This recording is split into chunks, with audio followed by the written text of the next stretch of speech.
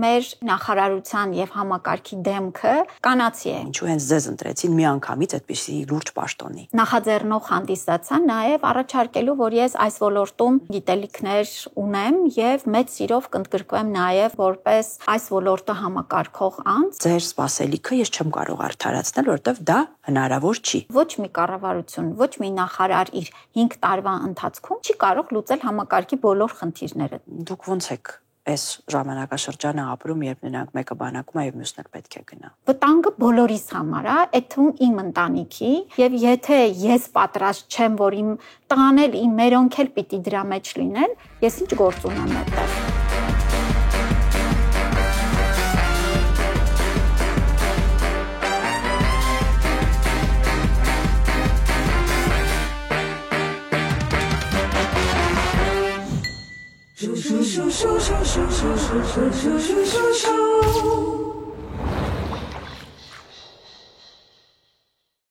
Ոնց եք։ Շատ լավ։ Ոնց են անցնում ձեր ոչ աշխատանքային օրերը։ Վերջերս մի փոքր փոխել եմ ոչ աշխատանքային օրերի զբաղվածությունը, առավոտյան շուտ փորձում եմ գնալ քայլել, կասկադով բարձրանալ, իջնել, մի բաժակ սուրճ խմել, մինչև ժամը 9 այդ շատ հաճելի պահերը ֆիքսել անպայման։ Ինչ եք կարծում, որն էր տրամաբանությունը նախկինում, որ միայն բժիշկներ էին նշանակվում այս պաշտոնում։ Սովորութային որոշակի կարծրատիպեր էլ կային, որ համակարգը պետք է ղեկավարի հենց տվյալ մասնագետը, ինչը իհարկե նաև ճիշտ է ինչ որ առումներով, ես դրա հետ լրիվ համաձայն եմ,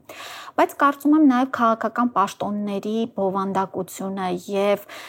ձևաչափը վերջին 15-20 տարիներին փոփոխվել են եւ ընդունված է, որ քաղաքական պաշտոն զբաղեցնելու համար զուտ մասնագիտական գիտելիքները այդքան արդեն կարևոր չեն, ինչքան կազմակերպչական, ինչքան առաջնորդական, ինչքան քաղաքականություն մշակելու եւ այդ ընթացքը կառավարելու հմտություններն ու կարողություններն են կարևորվում եւ հետաքրքիր է, երբ որ հանդիպում ենք օրինակ առողջապահության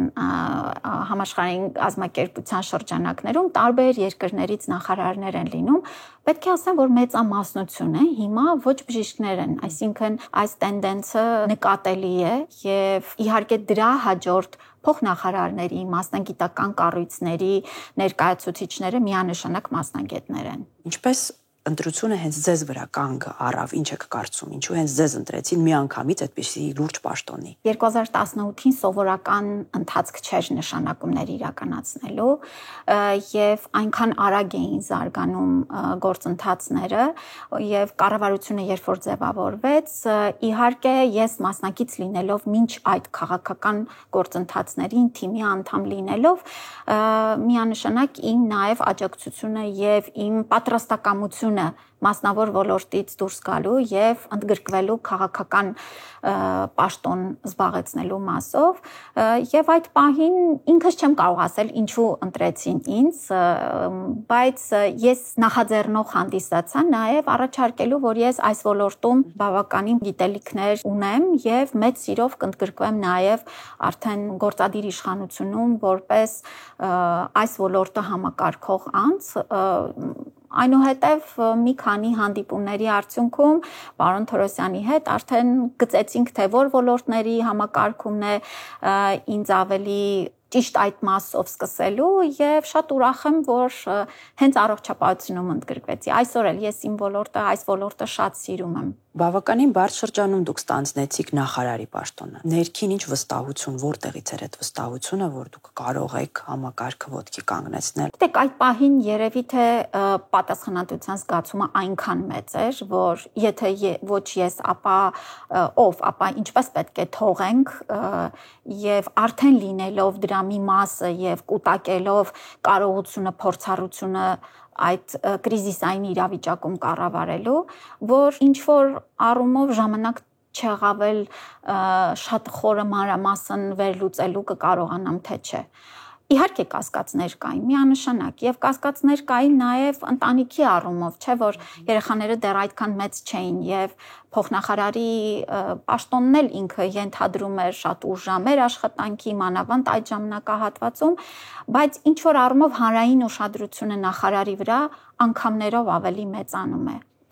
բայց նաև ուրախ եմ, շնորհակալ եմ ընտանիքիս, որ կանգնեցին կողքիս եւ իրենք էլ աջակիցը եղան այդ ծանր ժամանակահատվածում, որովհետեւ վստահաբար քաղաքական գործիչների, պետական այրերի ընտանիքները ուզած թե չուզած մասնակից են այս ընթացքին։ Չեմ ասի տուժում են, չեմ ասի շահում են, բայց միանշանակ մասնակից են։ Շատ կանանցով եք համալրել նախարարությունը։ Ինչու է կարևոր, որպեսզի նախարարությունում, հատկապես այս նախարարությունում շատ կանայք աշխատեն։ Մեր զբաղված քաղաքացիների շրջանում կանայք թե իրենց կրթական ցենզով, թե նաև աշխատանքային փորձով չեն զիջում միջին եւ ցածր պաշտոններում տղամարդկանց, այլ հակառակը։ Մեր թե նախարարության եւ համակարգի դեմքը կանացի է, որովհետեւ մեծամասամբ կանայք են ապահովում բժշկական համակարգի աշխատանքը։ Ես կարծում եմ ցանկացած թիմ շահում է, երբ որ երկուսն էլ ներկայացված են, որովհետեւ այստեղ էլ հավասար հնարավորությունը չի ենթադրում հավասար ընկալումներ, տեսակետներ, այլ ճիշտ հակառակը։ Կանայք տեսնում են խնդիրների մեջ լրիվ այլ երանգներ, տղամարդիկ այլ երանգներ եւ այս փոխլրացման մեջ է, որ կարծում եմ ընդունված որոշումներն ու դրանց իրագործումը շատ ավելի արդյունավետ են, ենթադրում են բոլորի շահերը։ Ինչքան շատ տեսակետ լսես, այնքան ավելի ընդունածդ որոշումը ճշգրիտ կլինի տվյալ հանգամանքները հաշվի առնելով։ Ուստի գուցե ինչ-որ առումով ես ոգևորում եմ կանանց հավակնելու։ Այո, դա չեմ կարող շղթել։ Ես նաև փորձում եմ նրանց հետ խոսել, որովհետև գիտեք, շատ դեպքերում միևնույն ունակություններն ու կրթական կարողությունները ունենալով շատ ավելի թերահավատ են իրենց կարողություններին։ Ինչու՞։ Չգիտեմ ինչու է այդպես։ Չի եղել դեպք, երբ որ ես որոշակի դիրք կամ պաշտոն առաջարկեմ կնոջը եւ ինքը այդ հարցը չտա, բայց ես պատրաստ եմ, ես կկարողանամ, ես գիտեմ, ես այնքան բան չգիտեմ, ես դեռ այնքան բան պետք է սովորեմ, մրցակցությունը այնքան շատ է, այս հարցերը 90%-ի դեպքում հնչում են։ Նույն բանը առաջարկելով տղամարդկանց շատ ավելի քիչ դեպքերում է լինում, երբ որ կասկածում են իրենց հնարավորությունների վրա, եւ ես սա ոչ թե վատ առումով եմ նշում, այլ շատ լավ առումով եմ նշում։ Եվ այստեղ էլ պետք է սովորել։ Ցանկացած նոր դիրք գրավելուց դու չես կարող 100%-ով պատրաստ լինել դրան։ Այո, պիտի գիտակցես, որ նշանակվելուց հետո պիտի ջանք թափես դառնալու իրական այն, ինչ քեզ ենթադրել են եւ տվել են այդ հնարավորությունը, բայց պիտի վստահես ուժերիդ եւ մենք պիտի սովորենք նաեւ տղամարդկանցից։ Բայց միգուցե դա հասարակության սպասումն է, այսինքն հասարակության սպասումից է այդպես, որ կանանց հանդեպ պահանջները շատ ավելի շատ են, քան տղամարդկանց, միգուցե դրանից է։ Օրինակ մենք հիմա հաճախ խոսում ենք առաջ կանանց շատ ավելի դժվար էր, որովհետև կենցաղը դժվար էր, լույս չկար, այս չկար, այն չկար, բայց մենք հիմա ապրում ենք մի ժամանակաշրջանում, երբ կինը պետք է լինի եւ գեղեցիկ, խնամված, եւ լավ մայր պիտի լինի երեխաների հոգեբանական, ամեն ինչը պետք է ուշադիր լինի, երեխաները պետք է մաքուր, լավ հագնվեն, խմբակներին գնան, կինը պետք է լավ աշխատանք ունենա եւ ձգտիկա, այսինքն այս ժամանակաշրջանը կարծում եմ ամենաբարդն է կնոջ համար։ Ու սա էլի հասարակության սպասումն է, որ ոնց որ մեզ ասում է, չէ, այսօր պիտի անես, էսել։ Գուցե այդտեղից է գալիս էս։ Համաձայն եմ, որ սպասումները, ակնկալիքները ավելի ու ավելի մեծանում են։ Երևի թե 100 տարի առաջ ճիշտ եք ասում, կենցաղը շատ ավելի բարդ էր, դժվար էր։ Դեռ 30 տարի առաջ մեր մամաների համար էլի բարդ էր կենցաղը։ Բայց երեխայի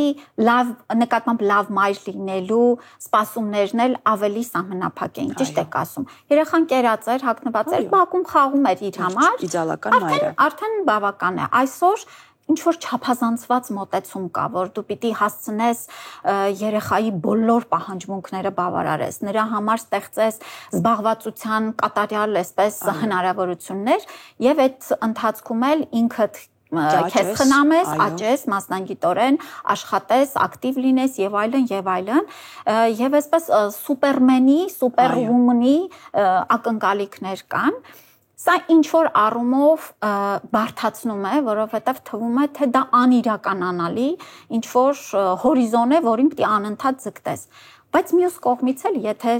նայենք, սա նաև ստիպել է մեր կանանց աղջիկներին ավելի շատ ջանքեր դնել եւ ավելի պատրաստվել, փորձել այդ մրցավազքում հաղթական դուրս գալ եւ սա էլ է ակնհայտ է մեր հասարակության մեջ եւ ինչ որ առումով տղաների մոտ հապաղում կա այս մրցավազքում։ Մի քիչ կոմպլեքսներ են ձևավորվում։ Այո, եւ սա էլ արդեն սխալ նաեւ կոմպլեքսներ է առաջացնում, բա իրենց դերը, բա իրենց հերոս լինելու կերպարը ո՞րն է ի վերջո դերերի այս փոփոխության արդյունքում։ Այնպես որ մենք նաև ես որպես երկու տղաների մայր ինձ շատ հուզում են այս հարցերը եւ ինչ որ առումով գիտեք մենք հայ մամաներս մի քիչ կողմնակալ ենք մեր տղաների նկատմամբ կարծես շատ ավելի այսպես փայփայիչ եւ գերզգայուն վերաբերմունք ունենք ինչը բնական է մենք պատերազմ ենք անցել մենք այդ վախերը դրանք լրիվ բնական են եւ հասկանալի բայց ինչ որ առումով մենք վնասում ենք մեր տղաներին մենք երբ որ տարական գիտեք քույր եղբայր են երբ որ ասում ենք աղջիկս այդքան խելացի չի բայց շատ աշխատասեր է դրա համար լավ է սովորում տղաս այնքան խելացի է բայց դե ծույլ է տղա է բայց դե չէ պետք չի այդ կերպարի ստեղծել տղաների մտքում եթե երեխան ունի տաղանդներ դա լավ է բայց եթե չի աշխատում, պետք չի ներել դրան դա, պետք է պահանջել։ Էմպաթիայի մասին եք խոսում հաճախ, բնականն է, որովհետև կին եք ու կանանց ավելի հատուկ է, հա, այդ էմպաթիկ դրսևորումները, բայց այստեղ ինձ համար մի քիչ տարօրինակ է հնչում, որ առողջապահության նախարարը պետք է էմպաթիա դրսևորի աշխատանքի ընթացքում չի խանգարի այդ էմպաթիան իրեն ճիշտ որոշումներ կայացնելու։ Ես կարծում եմ էմպաթիան իր ճիշտ ձևակերպման մեջ հակառակը օգնում է։ Իսկ ճիշտ ձևակերպում ո՞րն է, երբ ձևակերպենք սա։ Ասեմ, գիտեք, էմպաթիան չի նշանակում, որ դու միշտ համաձայն ես, միշտ ամբողջովին վերապրում ես նույնը, ինչ քո դիմացինը, չի նշանակում, որ անգամ նրա հույզերի հետ ես համաձայն տվյալ իրադրության մեջ, բայց ենթադրում է ճանաչել, որ դիմացինը ունի այդ հույզերը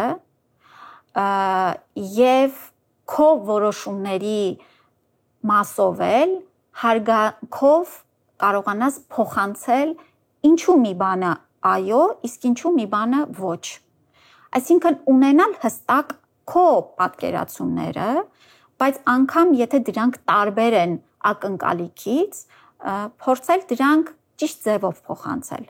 Այս է շրջանակը։ Այո, ես ուզում եմ բոլորին օգնեմ։ Ինձ մոտենում են վիրահատության խնդրանքով, ինձ մոտենում են ինչ որ մի բան միջնորդելու խնդրանքով, ինձ մոտենում են իրենց հիվանդի նկատմամբ ուշադիր լինելու խնդրանքով, որոնք որ դու չես կարող անտեսել, եթե էմպաթիա չունենաս մեր ոլորտում,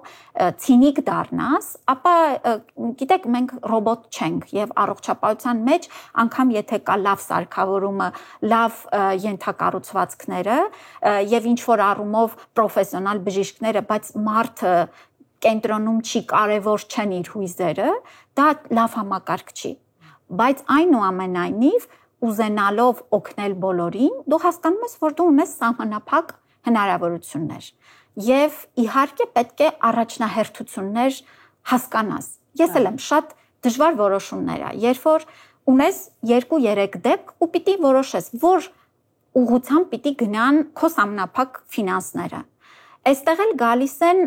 անձնական որակներն ու սկզբունքները, ինչն է քեզ համար կարևոր, ոնց ես այդ արդարության պահը փորձելու պահես եւ որ ընկալելի լինի քո ոչը եւ քո այոն։ Հասարակության ակնկալիքը էմպաթիայի դրսևորման նախարարի կողմից եւ ձեր էմպաթիայի նկատմամբ վերաբերմունքը շատ տարբեր է, որովհետեւ մենք որպես հասարակություն ինչ որ երևույթներ տեսնում ենք, ինչ-որ դրսևորումներ կան նախարարի աշխատանքի հետևանքով, որտեղ մարդիկ սպասում են, որ այստեղ պետք է, այ նախարարը պետք է կուրծք ծեծելով մտներ ու այս հարցը լուծեր, բայց չլուծեց։ Այ որտեղ է այդ սահմանը, որպեսզի դուք կարողանաք հստակ դնել, որ ձեր սպասելիքը ես չեմ կարող արդարացնել, որովհետև դա հնարավոր չի։ Որտեվ եթե գուլ գնաս նաև այդ ամեն ինչին, կարող է քեզ կորցնես արդեն որպես նախարար, որպես պաշտոնյա։ Ոնց է այդ սահմանը դնում։ Իրատեսական եմ իմ հնարավորությունների նկատմամբ։ Այո, Գիտեք, ես ղեկավարում եմ մի համակարգ եւ իմ աշխատանքի ընթացքում գնահատում եմ, որ մենք բավական ձեռքբերումներ ենք ունեցել,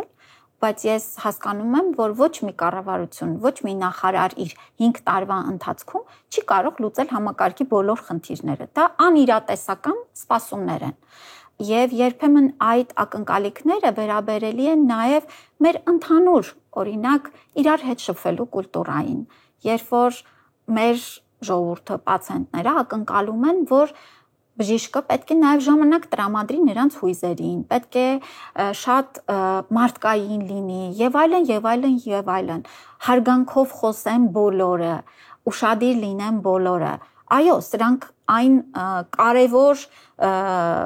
կետերն են, ինչին մենք բոլորս ենք ձգտում անընդհատ, բայց երբեմն չափազանցված են այս ակնկալիքները։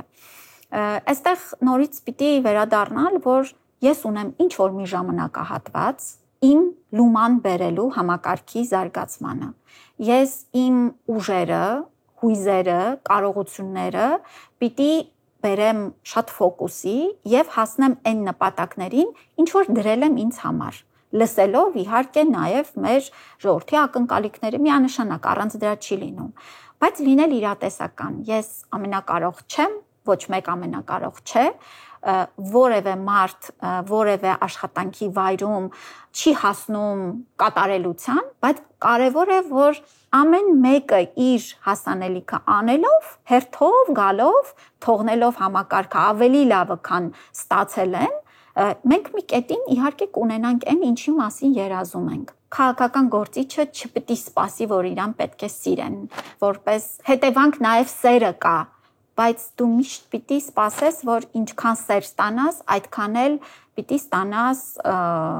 ոչ սեր, որը եւս շատ հանգիստ ընդունես, սպասելի լինի քեզ համար եւ ընդունես, որ դա քո աշխատանքի մի մասն է։ Ինչ որ ասում եք, շատ adekvat բան է, բայց այստեղ մի հակասություն ինձ համար առաջանում այն առումով, որ ձեր թիմին շատ հաճախ մեղադրում են հենց պոպուլիստական որոշումներ կայացնելու մեջ ու առողջապահության ոլորտը բացառություն չի այդ առումով, որովհետև մենք ունենք հիմա ինչ-որ համակարգեր, որ փորձում ենք ներդնել, որոնք ըստիս եւ ըստ շատ մարդկանց դա պոպուլիստական այն առումով, որ ինքը դեռ կատարյալ չի այդ համակարգը, բայց արդեն ներդրվել է։ Օրինակ էլեկտրոնային դեղատոմսերի համակարգը եւ ստացվում է ինչ ներդրվեց այս համակարգը, լավ չաշխատեց, որովհետեւ ես կարծում եմ, որ այսօր դեռ թիմը չի կարողանում ամբողջությամբ վստահի մասնավոր հատվածին եւ մասնավորն էլ չի վստահում եւ այդպես առաջանում է խնդիր, որտեղ սա մասնավորի եւ պետականի համագործակցության մասն է։ Ապահովագրության ոլորտը սրա մասին է էլի, եւ ստացվում է, որ այստեղ էլ էլի մասնավորի հետ կա խնդիր, որտեղ չկա վստահություն ապահովագրական ընկերություններին եւ պետությունը ուզում է ինքը անի այդ ապահովագրողի դերը ստանձնի եւ անի այս հարցը։ Բայց էլի այստեղ էլի լիքը խնդիրներ կան, որ այս պահին ես մտածում չի ստացվելու։ Ավելի հեշտ չի մասնավորի հետ կարողանալ պայմանավորվել, թե ամեն դեպքում այս փուլում դեռ հնարավոր չի սա անել։ Ձեր հարցը սկսվեց պոպուլիզմի մասով եւ եթե այդ թելը շարունակեինք, կստացվեր, որ եթե չանեինք էլեկտրոնային առողջապահությունը, շատ ավելի չենք ունենա խնդիրներ։ Շատ կասեինք, գիտեք ժողովուրդ ջան, հիմա եկեք չնեղվենք, եկեք բարդությունների առաջ չկանգնենք, եկեք ոնց թղթովանում եք, եթե թղթովել չունեք, ոչինչ, մոտեցեք դեղատուն, եթե ձեր հարևանը խորհուրդ ա տվել, այս պարագայում 3 անգամ փռշտալու պարագայում հակաբիոտիկ ընդունել, դե հիմա ոչինչ, այդպես հարմար է, հանգիստ է, այդպես շարունակենք։ Եթե էլի փորձեինք որպես ուղենիշ հեշտ տարբերակներ փնտրելը, 2-3 տարի առաջ փոքր ձևով կասեինք, որ գիտեք, մենք այդ կարողությունները դժվար է ձևավորելը եւ այդ հաշվարկները անելը եւ այդ բոլոր կառուցակարգերը մշակելը, եկեք փողը տանք մասնավոր ընկերություններին եւ փորձենք տեսնենք ինչ կստացվի։ Սա էլ ավելի հեշտ կլիներ, նաեւ ինչի համար, որտեվ գիտեք, ապահովագրական ընկերություններն էլ բավական ռեսուրսներով, մեդիա ռեսուրսներով, բոլոր առումներով ուժեղ մասնավոր սեկտոր են եւ փորձով։ Փորձով միանշանակ, իհարկե, եւ տարիների փորձով։ Բայց երբ որ սկսում էինք այս համակարգի վրա աշխատելը, երկար ուսումնասիրման ընթացք գնացինք եւ ուսումնասիրեցինք օրինակ սոցփաթեթի ներդրման գործընթացը։ Ուսումնասիրեցինք այլ երկրների եւ ոչ թե օրինակ, չեմ Շվեյցարիայի, որ շատ լավ օրինակ է, բայց լրիվ տարբեր պատմություն ունեցող եւ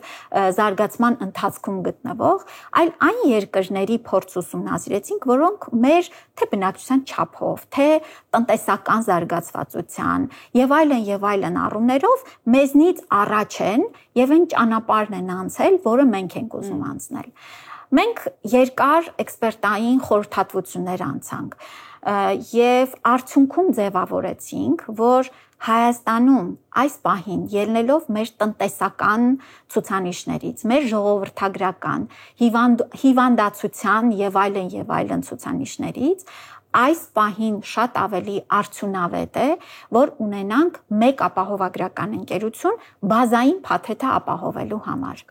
որպիսի մեր մեկ փաթեթի արժեքը ուղղված լինի հենց հիվանդությունների բուժմանը եւ ոչ թե ավելի շատ վարչական եւ կազմակերպչական ծախսերին եւ նաև միավորելու մեր բոլորի ռիսկերը։ Տեսեք, մենք ունենք մի քանի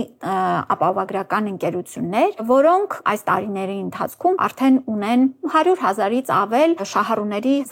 շահառուների ռիսկերի։ Բայց համընդհանուր ապահովագրության տարբերությունը նա է, որ դու չես ընտրում ում ապահովագրես։ Երեխա, մեծահասակ, երկար տարիների քրոնիկ հիվանդություն ունեցած անձ, որը ըստ էության չի հետևել իր հիվանդության ընթացքին, որտեղ հնարավորությունը չի ունեցել։ Եվ սա է մեր նպատակը։ Ինչու ենք հանգել այ հենց այս նաև կարող եմ ասել ոչ պոպուլիստական մոտեցմանը, որովհետև համարում ենք, ես հավատում եմ խորապես, որ ոչինչ ավելի լավ է մենք 1 տարի ավելի երկար բանակցություններ վարենք, մեր արգումենտները, մեր հաշվարկներն ու այն ամբողջ աշխատանքը, ինչ որ արել ենք, հասցնելու նաև կենտրոնական բանկին, ֆինանսական սեկտորին, բլոկին եւ համագործակցությունը մասնավոր ապահովագրական ընկերությունների հետ բազային փաթեթին պլյուս փաթեթների շրջանակում ձևավորենք։ Այս է եղել մեր մոտեցումը։ Կներեք, տեսեք, այն ինչ որ դուք ասում եք, դուք հիմա էլի ասում եք այդ փոփոխությունների մասին, ոչ մեկ կարծում եմ չի գտնվի այնպիսի մարդ, որ ասի չէ, դա վատ փոփոխություն է։ Թող մարդիկ հակաբեոցիկ անկապ իրանց հարևանի խորհրդանոց ունեն կամ չլինի այդ ապահովագրությունը։ Ստացվում է, որ այս սրանք լավ որոշումներ են, բայց այդ որոշումների յետևում եղած աշխատանքը չի բավականացնում նրան, որ համակարգը կայանա։ Այս է խնդիրը կարծում եմ։ Ցանկացած բարեփոխում ընթացք է։ Բարեփոխումը մի իդեալական պատկեր է, որը մտքումդ ունես։ Կա իրական կյանք, որ այդ բարեփոխումը պիտի տեղավորվի իրական կյանքի շրջանակներում, փոփոխվի, երբեմն բաներ կան, որ վերանայվի, բաներ կան, որ սկզբունքորեն պիտի պահես ընթացքը եւ ի վերջո հասնես փոփոխության։ Ունենանք այդ երազանքը, այո, բերենք այդ երազանքը իրական կյանք պրոյեկտենք, տեսնենք այստեղ ինչ խնդիրներ կա, չվախենանք նրանից, որ մեզ կքննադատեն ու փորձենք այդ իրական կյանքում վերացնել խնդիրները, մինչև կստանանք այդ երազանքի գոնե 20, 30 կամ 40 դա է լուծումը։ Եվ փոփոխությունը մանավանդ վարքագծի մեջ դժվար է եւ մեր ոլորտում էլ գիտեք ինչն է տարբերությունը, որ մեր կայացրած որոշումները փոքր շրջանակի չեն վերաբերվում, բոլորին են վերաբերվում։ Եվ սա էլ է մեր ոլորտի առանձնահատկություններից, եւ լավ բաներն են բոլորին վերաբերում, եւ խնդիրներն են բոլորին վերաբերում։ Օրինակ, եթե վերցնենք բարձր տեխնոլոգիաների մասով, օրինակը գուցե ինչ որ մի շրջանակի է, ովքեր դրանով զբաղվում են, բայց առողջության հետ կապված որոշումները ամբողջ ժողովրդին են վերաբերում, դրա համար պիտի համբերատար լինել, պետք է ընկալելի լինել մարդկանց բողոքներին, ես չեմ ասում պիտի չլսել, ասել գիտեք, սա է ու վերջ, չէ։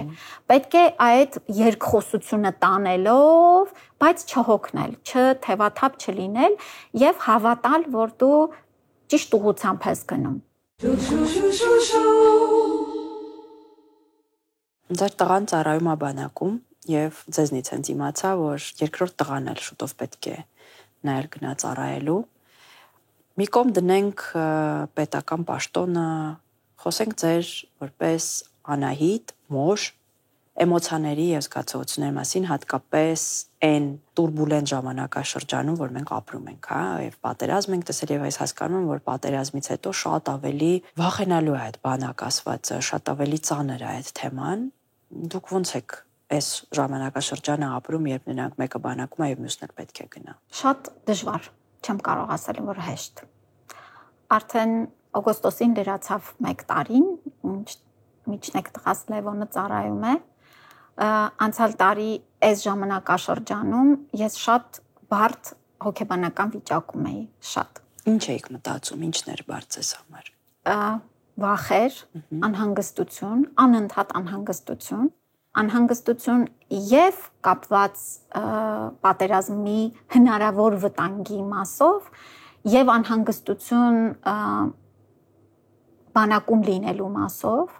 բոլոր առումներով։ Իր որպես ընդեղ, հա, կարողանալու համար։ Իհարկե, որովհետեւ դա լրիվ մի այլ միջավայր է, որտեղ 18, 19, 20 տարեկան տղաներ են, բոլորը տաքարյուն, բոլորը տարբեր ընտանիքներից եկած, բոլորը շփոթված, վախեցած, սպասումների եւ իրականության բախման մեջ եւ դա ինքնին արդեն անհանգստացնող միջավայր է։ Պիտի ասեմ, որ հեշտ չէր առաջի 3 ամիսը, ամենևին հեշտ չէր, բայց մի զգացում անընդհատ օգնում էր պահելու այդ լավատեսությունը եւ որ ամեն ինչ լավ կլինի։ Երբ որ դու երեխային եւ այդ ժամանակ արդեն 18 տարեկան լրացած չափահաս մարդուն, որը դեռ նոր է այդ շեմը անցել, վստահում ես մի բան, որ դեռ ինքն էլ իր վրա այդքան վստահ չի եւ ոչ թե փորձում ես դժվարությունը, վտանգը իր արջևից հանես, այլ ասես, որ մենք իրար հետ դրանով կանցնենք։ Այս անընդհատ այս միտքը ինքս ինձ կրկնում էի, որ եթե սա իր կյանքի հերթական դժվարությունն է, ապա պիտի անցնի ինքը դա։ Այո, միասին, այո, իրար հետ այդ զգացումով, բայց երբեք երեխայի արջևից դժվարությունը չի կարելի հեռու տանել։ Բայց սա պատերազմի մասին է խոսքը, սա սովորական դժվարություն չի, պատերազմի վտանգ։ Ես լրիվ հասկանում եմ եւ գիտեք քանի անգամ եմ ինձ այդ հարցը տվել, բա դու լավ մայր ես, որ այդպես ես ընկալում։ Այդ հեշտ չի։ Երկու մայրերի իրար հետ կռվում են։ Մեկը ուզում է, որ քո երեխան միշտ ապահով լինի, որտեվ ինքը քո երեխան է, անկախ նրանից։ Եվ դա քո բնազդն է իրան պաշտպանելը։ Մյուսը ասում է, որ բա այս քո տարվա քո սկզբունքները նշանակում ոչ մի բան են։ Մյուսը ասում է, բա որ եթե այս չի հաղթահարում, հետո ոնց է կյանք առաջ գնալու, էլի ձեռը բռնածենք տանելու։ Այս մի մայրը ասում է, ոչինչ, այս պահը թող ապահով լինի, հետո ինչ կլինի, չգիտեմ։ Այսինքն հենց դա էր, որ չափազանց բարդ ընթացք էր եւ սա բոլոր մամաներն են անցնում, բոլոր ծնողները ու պապաներն էլ իրենց մասով դժվար։ Այո, վտանգը բոլորիս համար է, այդ թվում իմ ընտանիքի, իմ տղայի համար է, եւ եթե ես պատրաստ չեմ, որ իմ տղան էլ իմ մերոնք էլ պիտի դրա մեջ լինեն, ես ինչ գործ ունեմ այդտեղ։ Ես էլ ինչի մասին ենք խոսում։ Այդ շեղվածքը չի կարող լինել։ Ես ինձ համար բացահայտեցի ձեր էջը, հա, այս ինտերվյուին պատրաստվելիս, եւ այնտեղ տեսա, որ շատ անգամ դուք կիսվում եք վարչապետի ստատուսներով։ Ինձ համար հասկանալի է, որ վարչապետի եւ ձեր աուդիտորիան մոտավորապես պետք է նույնը լինի։ Այսինքն եւ իրեն հետևողները եւ ձեզ հետևողները պետք է նույն մարդիկ լինեն։ Նույնիսկ ինձ համար շատ հետաքրքիր էր, ուզեցի անպայման ձեզ հարցնել սա, նույնիսկ կիսվել եք մի զինվորի մոր ստատուսով, որը օժնում էր վարչապետին, կիսվել եք եւ օժնում եք դուք էլ։ Այստեղ ինձ մոտ այդ բանը մեկը առաջանում է, ոնց հիմա իր երեխան ծառայում է, ոնց է այս ամեն ինչը տեղավորվում մի բանի մեջ, այս մի հարցն է եւ երկրորդը որ ինչի եք տպավորությունա, որ ոնց որ անընդհատ ուզում եք կամ վարչապետին եք ցույց տալիս, որ ես համաձայն եմ ձեզ հետ, դրա համար կիսվում եմ ձեր ստատուսով, կամ այնքան համաձայն եք, որ ուզում եք, որ բոլորը դա տեսնեն, որ չգիտեմ 5 հոգի ավել ձեզ մոտ հետևում են եւ իրեն չեն հետևում, տեսնեն այդ ստատուսը անպայման։ Որն է կարիքը այդ ստատուսներով կիսվելու։ Լինում են պահեր, երբ որ դիրքորոշում ունենալը եւ ոչ թե լուր համաձայն լինելը, որովհետեւ դու այդ թիմի անդամ ես, բավարար չի։ Մենք սովորական քաղաքական ու ներպետական գործընթացներով չենք անցնում։ Եվ կրելը նաև բարդ ընթացքներում դիրքորոշում ունենալու եւ դրա պատասխանատվությունը եւս կարեւոր է։ Դժվար է այսպես այդ դիտարկումը տեսնել էջի մեջ, բայց ընթացիկ ժամանակներում մենք ունենում ենք շատ կարճատև, կարծես թե ինչ որ մի պահ հանգիստ ընթացք եւ նորից վերադառնում ենք շատ խիստ լարված։ Պահերը կարեւոր են դառնում մեր երկրի ընթացքի համար։ Այս առումով էլ նորից պիտի կրկնեմ։ Ինձ համար ես ինչ որ ասում եմ, ես փորձում եմ այդպես անեմ։ Եթե այդպես չեմ անում, փորձում եմ չասեմ։ Բայց եթե իմ խոսքը եւ ասածը իրար հետ մեկտեղվում են, ես նաեւ կիսվում եմ դրանով, որ պարզ լինի, որ այդ որոշումները հեշտ չեն։ Ես լինելով կառավարության մեջ եւ կրելով ամբողջ պատասխանատվությունը բարդ ծանր որոշումներ կայացնելու, ես իմ անհատական ընտանիքով, երեխաներով եւ ամեն ինչով նաեւ դրա արդյունքի կրողն եմ հանդիսանում։ Դա իմ մասին է այդ որոշումները։ Երբ որ մենք ասում ենք, որ Հայաստանի Հանրապետությունը իր 29743 կիլոմետրով կարմիր գիծ է, ապա պատրաստ ենք այդ կարմիր գծի համար, որ այո դժվար է, բայց իմ ամուսինն էլ, տղաս էլ պիտի այդ կարմիր գծի պատասխանատվությունը իրենց մասով կրեն։ Վերջում ուզում եմ ձեզ կարճ հարցեր տալ ու ուզում եմ, որ կարճ պատասխանեք այդ հարցերին։ Կա ինչ-որ մի քննադատություն ձեր հասցեին, որ դուք ընդունում եք ու գիտեք, որ դա տեղին քննադատություն է։ Մեծամասամբ։ Ինչ-որ մեկը կա, որ ասում եք, հա, այս շատ ճիշտ է, կարող եք նշել դա։ Ես երբեմն համառ եմ լինում։ Երբեմն չէ, միշտ համառ եմ եւ իմ թիմակիցներն էլ են երբեմն ասում, որ գուցե տեղի տալը երբեմն ավելի լավ է, բայց դժվար է ստացվում ինձ մոտ։ Բայց ստացվում է, որ գիտեք, մի քիչ այն բանի պես ինչից որ ասում եմ, ես իմ բացասական կողմերն է, որ ես շատ բարի եմ։